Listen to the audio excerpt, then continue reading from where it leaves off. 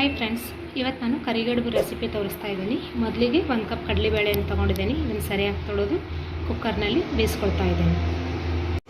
Friends, ಈಗ ನಾನು ಕಡುಬಿನ ಕನಕಕ್ಕೆ ನಾನಿಲ್ಲಿ 1.5 ಕಪ್ ಗೋಧಿ ಹಿಟ್ಟು ತೊಗೊಂಡಿದ್ದೀನಿ. 3 ಟೇಬಲ್ ಸ್ಪೂನ್ ರವೆ ಹಾಕ್ತಾಯಿದ್ದೀನಿ ಮತ್ತು 3 ಟೇಬಲ್ ಸ್ಪೂನ್ ಮೈದಾ. ಇದನ್ನು ಮೈದಾ ರವಾದಲ್ಲೂ ಕೂಡ ನೀವು ಮಾಡ್ಕೊಳ್ಬೋದು, ಆದರೆ ನಾನಿಲ್ಲಿ ಗೋಧಿ ಹಿಟ್ಟನ್ನು ಬಳಸಿ ಕನಕನ ನಾದ್ಕೊಳ್ತಾ ಇದ್ದೀನಿ. ಫ್ರೆಂಡ್ಸ್, ಇದರಲ್ಲಿ ಉಪ್ಪು ಹಾಕ್ಕೊಂಡು ನಾನೀಗ ಹಿಟ್ಟನ್ನು ನಾದ್ಕೊಳ್ತಾ ಇದ್ದೀನಿ.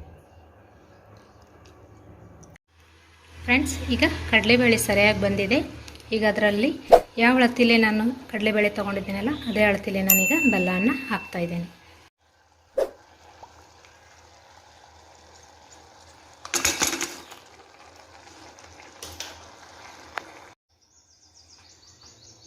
ಇದರಲ್ಲಿ ಬೆಲ್ಲ ಎಲ್ಲ ಸರಿಯಾಗಿ ಕರಗಬೇಕು ಫ್ರೆಂಡ್ಸ್.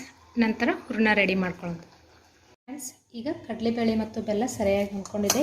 ಈಗ ನಾನು ಇದನ್ನು ಮಿಕ್ಸಿನಲ್ಲಿ ಕೂಡ ಹಾಕ್ಕೋಬೋದು. ಇದು ಆರಿದೆ.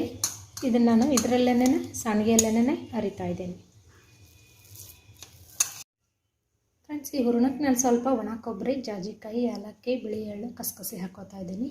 ಇದು ನೀವು ಬೇಕಾದರೆ ಹಾಕೋಬೋದು. ನನಗೆ ಇದು ಟೇಸ್ಟ್ ಕೊಡುತ್ತೆ ಅಂತ ಹೇಳಿದ್ರೆ ನಾನು ಇದನ್ನು ಸ್ವಲ್ಪ ಹುರಿದು ಪೌಡ್ರ್ ಮಾಡಿ ಹೂರಣಕ್ಕೆ ಹಾಕ್ಕೊಳ್ತಾ ಇದ್ದೀನಿ. ಫ್ರೆಂಡ್ಸ್, ಹೂರಣಕ್ಕೆ ನಾನು ಇದೆಲ್ಲ ಮಸಾಲೆ ಹಾಕ್ಕೊಂಡು ರೆಡಿ ಮಾಡ್ಕೊಂಡು ಇಟ್ಕೊಂಡಿದ್ದೀನಿ.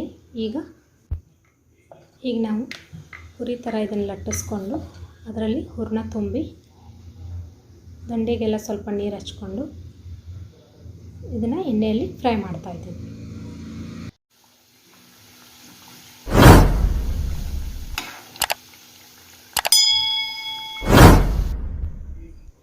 ಈಗ ಕರಿಗಡುಬು ರೆಡಿಯಾಗಿದೆ ಫ್ರೆಂಡ್ಸ್.